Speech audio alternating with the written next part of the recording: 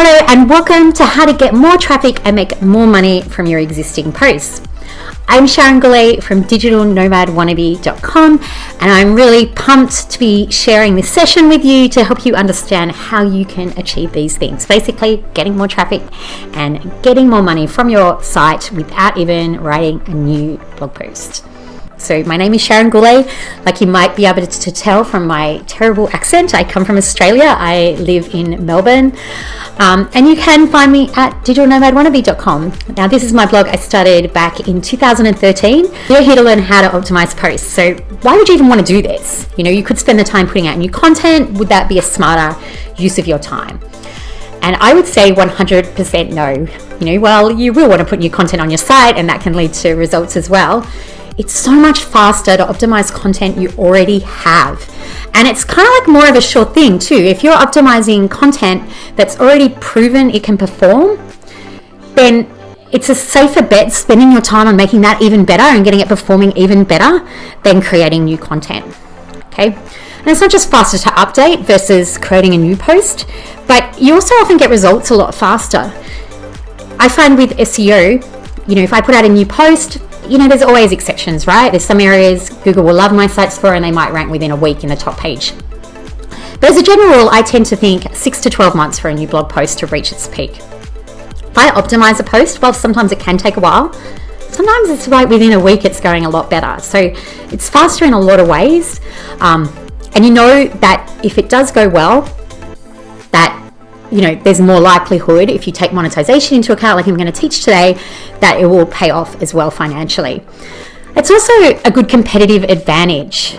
Okay, it's a good way to get ahead of your competing sites because so many sites don't optimize, they don't update their content regularly. In fact, I would say most sites, the vast majority, do not.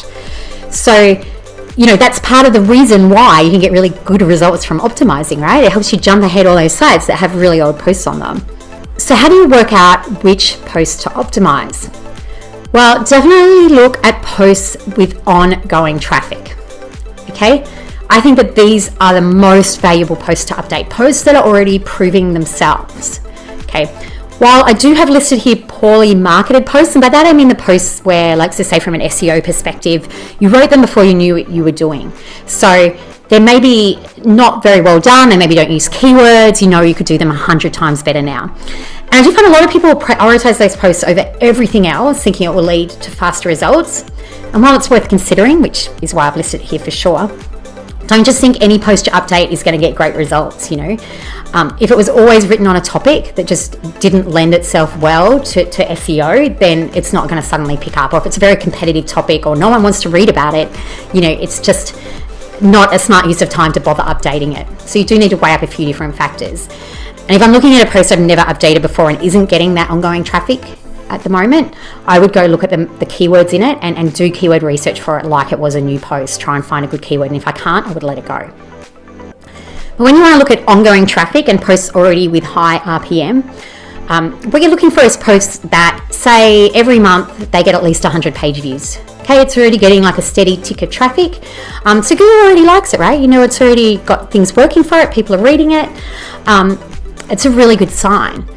And it does mean if you optimize those types of posts, maybe you can take them from 100 page views a month to 2,000 page views a month. Like, that is just a lot easier to do than taking a post from 0 page views to 1,000 page views a month, right? It's already proven itself. You can make it better. You can push it up that bit more.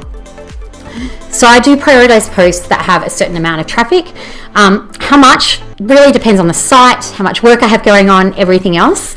So say like my travel blog that had 500,000 page views, I would want to see at least 500 page views a month before it sort of got on my list to optimize, right? Because there was like 1,000 posts on that site. So I had to prioritize my time to where I would see the best impact. A site that's newer and doesn't have many posts, I might go down to like 200 page views or even 100 page views a month, but I would at least be that. Really, I'm not even sure I've ever done it for less than 200 page views a month. Now, you're also going to want to consider posts with high RPM.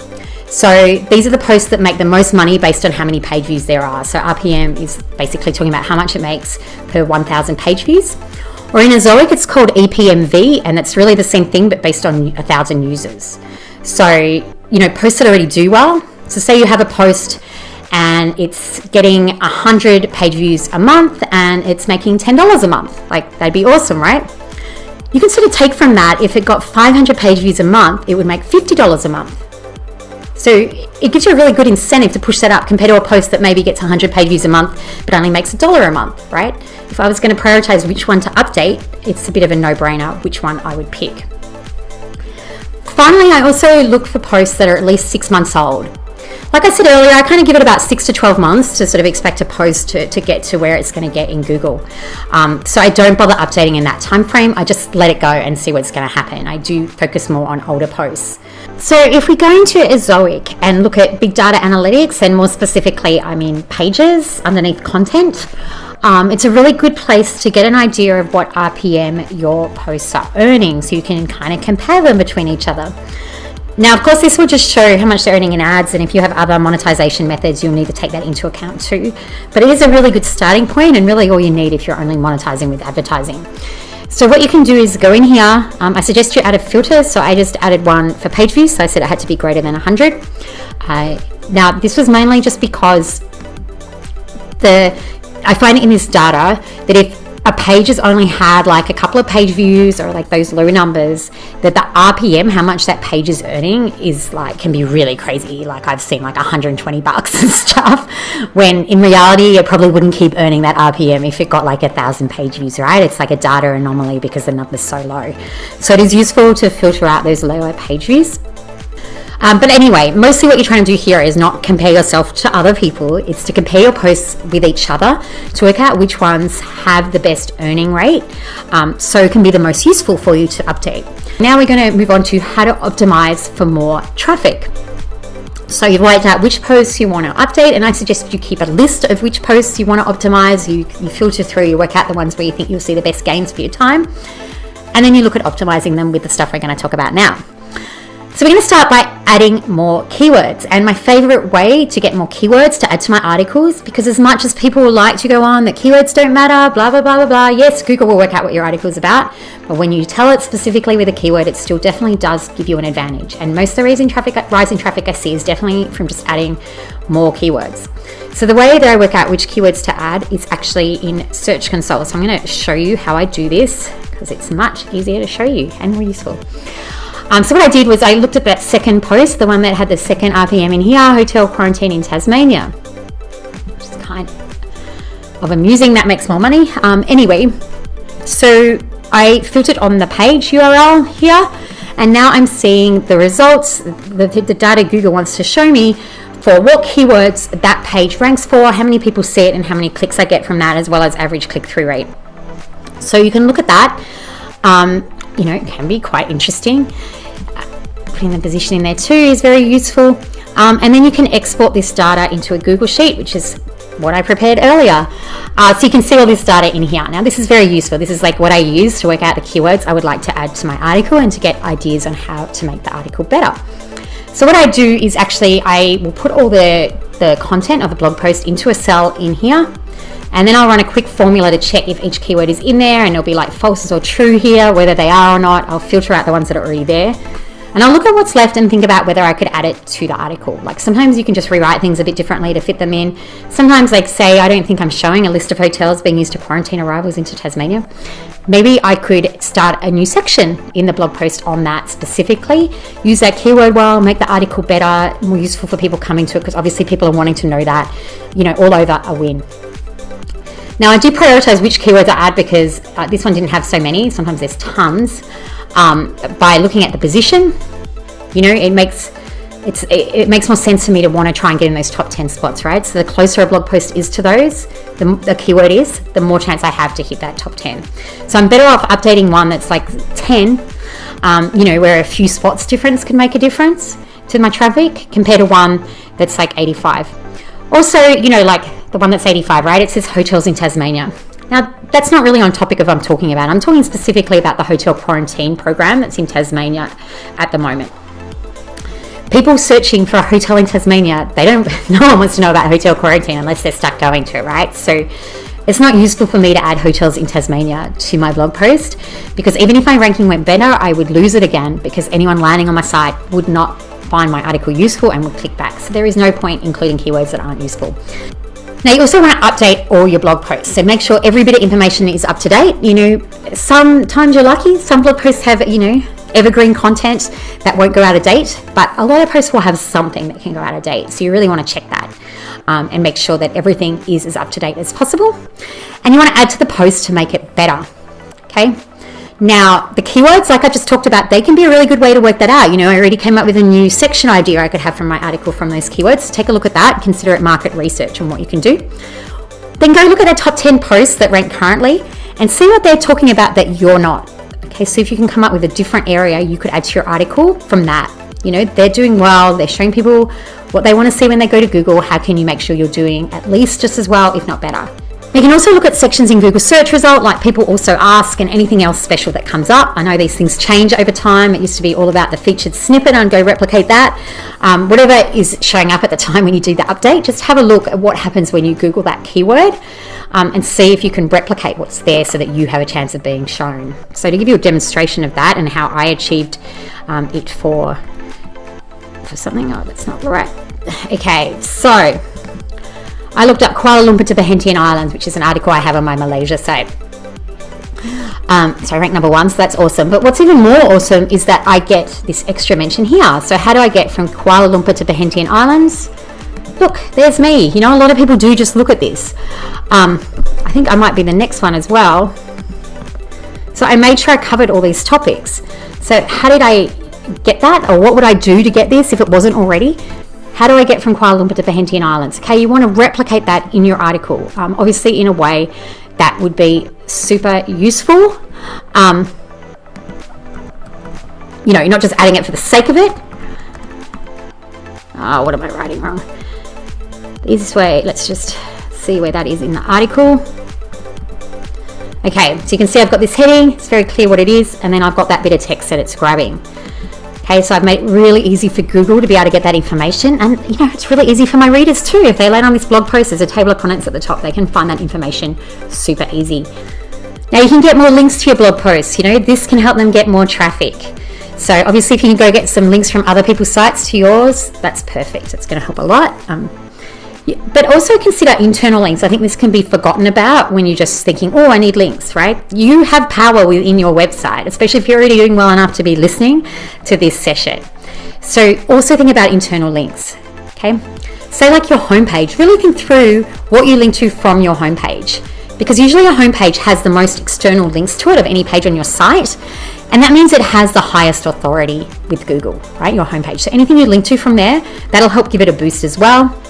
Or any other posts on your site that do really well. If you can link to other posts you want to give a boost in those, that helps. And share your post across social media. Now, some of this gets a bit tricky if you're doing an annual update, like I'll talk about soon, and you're doing a lot of content at once. You know, if you have a Facebook page and you update 5 posts in a day, sharing them all might not work, right? Obviously.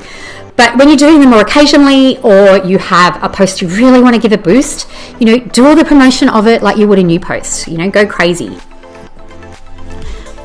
Likewise, you know, email it to your subscribers. I often keep a list of posts that I think are really good and are worth sending out. You know, every couple of years, people don't remember what I sent out 2 years ago, and if they're still reading my emails that well, then I'm winning anyway, right? Think about emailing them out, those posts that work really well. Also get creative. We all have our superpowers when it comes to online business. You know, what's yours? What can you do that's a bit more creative to get the post out there and get traffic? You know, maybe it's just that you're a great networker, so you have a lot of people you could ask to share it for you that would help get you a boost. But, you know, just do what you can.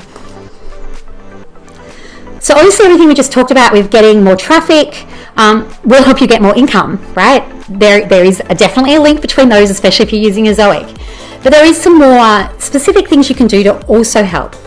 Like, think about your affiliate links. If you don't have any in the post and they're doing well, you know, what could you add that would add value and possibly make you some money? If you already have some, really this is the time to go analyze and see if you could add more or you could do it better, right? I generally think that when you're writing new blog posts, it's not the time to spend hours making sure your affiliate links are perfect and that you link to every affiliate possible, okay? If you can do that quickly and easily and you have tons of time, somehow it's not the end of the world, right? Like, it's always good to have things as good as they can be.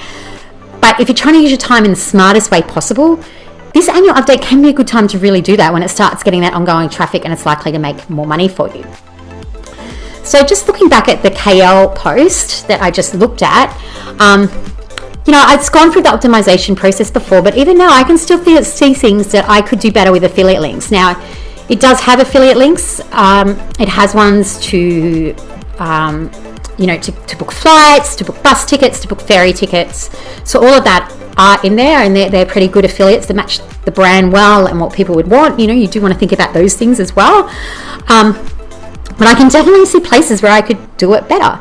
Like for a start, here's my introduction, right? And I don't have any affiliate links that high in my article. Now, the higher in your article an affiliate link is, the more possibility it will make money for you. So definitely you shouldn't have that much text without an affiliate link at the beginning. Now, that's not really a good placement of affiliate link. It's not obvious enough. Ideally, it should be a whole line and a stronger call to action. So like down here, click here to find the cheapest deals. That's what I think is better. What I realized was really missing when I thought about it for a second too was tours to Perhentian Islands. Like, they're a bit annoying to get to. They're not the most straightforward place in the world, but they are popular and awesome. So some people would just want to do a tour. They would just want it organized for them, or they want a travel package. So there is definitely potential there for me to add sections to this article, which would be super useful for everyone, and also add affiliate links. And it would add more content. It would make the article better. Hopefully you can just see how that would be a win. You can also optimize your advertising. It's definitely regularly worth checking in, and more than once a year for this for sure. Going through your data in a Zoic and all of that, and thinking about what you can do better. I'm always fiddling and trying out new things, especially with my level of advertising versus affiliates. So I'm always testing stuff, and that's what you really should be doing too. Especially look at anything that you're limiting. All of us usually have some categories that we switch off on our ads, like types. Maybe you can reevaluate whether there's some categories you actually would be okay having ads for on your site. Or if you put a limit on how many ads, I tend to do that. Maybe you can allow more ads on there. A Zoic, its AI will work out if you're hurting your site or not with more ads, and not show them if you're hurting. So when you look at keywords in a keyword tool, I use Key Search, but I know some people use Ahrefs, SEMrush, whatever. They will tell you the CPC for the keyword. Now, the higher this number is, it's like more advertisers are bidding and wanting to advertise for that keyword. So it's driving up ad revenue. This means if you have articles that rank really well for high CPC keywords, they're going to be those posts that show up in that Zoic report with the high page RPM. So adding keywords with high CPC that you can rank for is a really good way to increase your advertising revenue. Now, similarly with affiliates, adding keywords with buying intent will help with that. So these are the types of keywords people search for when they have a problem that needs fixing, with saying you can have an affiliate link for, right? So, even saying like the Kuala Lumpur to Perhentian Islands, like how to get there. That's somewhat a buying intent keyword. I wouldn't say it was super strong, but there is some there, right? They want to get between those places. And the solution is you buy a bus ticket, a ferry ticket, a plane ticket, right?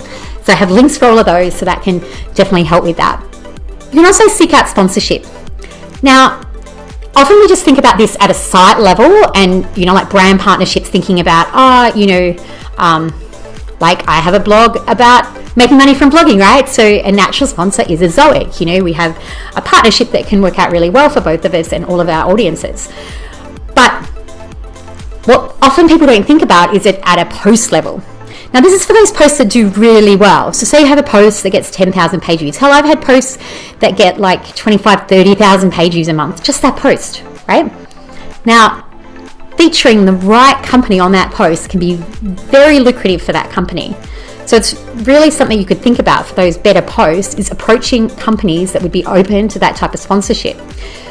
This can work especially well when it's a post that doesn't lend itself too well for affiliate marketing. So say like my hotel quarantine post we just talked about before. Like putting hotel links in that would be pointless. You don't get to do it. You do have to pay to do hotel quarantine in Tasmania, but the government, they don't have an affiliate program. No one's lining up to do it. So there is no natural affiliate links for that. But maybe there is something like a delivery company that can bring you everything you want in hotel quarantine within a day, or something like that. Like, I tell you what, that would have been invaluable. I was in a little town in Tasmania, and it took days for me to even just get Pepsi Max, which I'm addicted to. It was really frustrating. But just say something like that existed, like think outside the box, right? Like that was a problem I had. I'm sure other people had it too. Maybe not Pepsi Max, but something else. is there a company that could sponsor a section on your site where you talk about that in that blog post? Now, again, people often think about this at a site level, like on digitalnomadwannabe.com, I speak a lot about SEO, affiliate marketing, advertising, other forms of more passive income. So I have a course that teaches you exactly how to do all of that. And that relates really well to my audience, right? And at a site level, that is totally the way to go for me and that site. But you can also look at this at a post level. So say my hotel quarantine post, we'll go back to that. Say I was getting more page views, like I don't know what it was at the moment, like a couple of hundred a month. That's not worth creating a product for, right? Generally not anyway, unless there really is a really strong, people reading it really need to buy something that's not available. But say I was getting a couple of thousand per month. Well, how about I just create a quick digital product that I know would be super useful in hotel quarantine and sell it on that page? You might be surprised what results you can get. So what next? We've talked a lot about what you can optimize and what you can do. But what next? Well, I really want you to prioritize optimizing your existing posts. It really is important. I'd really urge you to optimize at least annually for those performing posts. Now, in the past, I've done it more October, November, like you could see in my Google Analytics that I shared earlier, but I really think doing it in the lead up to Q4 makes a lot more sense. So more like August, September, so that when you hit those high income months at the end of the year, your site is performing as smoothly and best as possible. Okay, just so valuable. And I really want you to make it a process you can repeatedly follow. So for me, I actually have a wiki where I write all this stuff down now, and I can share with anyone that works with me of exactly step by step what we do, instructional videos and everything. Now, while you might need to do instructional videos if you're just working by yourself, 100% have a process. I even have one in the lead up to the annual update of what I've got to do before I start the annual update, and it's so useful because you just forget. It makes it so much easier and smoother, and I'm less likely to procrastinate about it because I know exactly what I need to do. There's all that there to remind me. Now, you could just do this in a text document if you wanted. If you've been taking notes through this, that's a starting point. Then go update a post and write down everything you do to update it that was worth doing. There you are. You've started a process already. Now, if you can't really put the time aside once a year, or it just drives you too nuts, because it can drive you nuts when you're doing a lot at once, for sure, try and have an aim. Even if you just do one a week, can you fit in that? I try to keep article updates to about an hour and a half each, just because it's always about prioritizing your time, right? In an ideal world, you'd spend days on it and do everything I've talked about today in absolute detail, brilliantly, but no one has that amount of time. So we keep it to an hour and a half. Like literally, I turn on a stopwatch, it gets an hour and a half of my focused energy. So I really hope you found this session useful, that it's given you lots of ideas. I know it's been a good inspiration for me to get on with my annual update, and I hope it is for you too.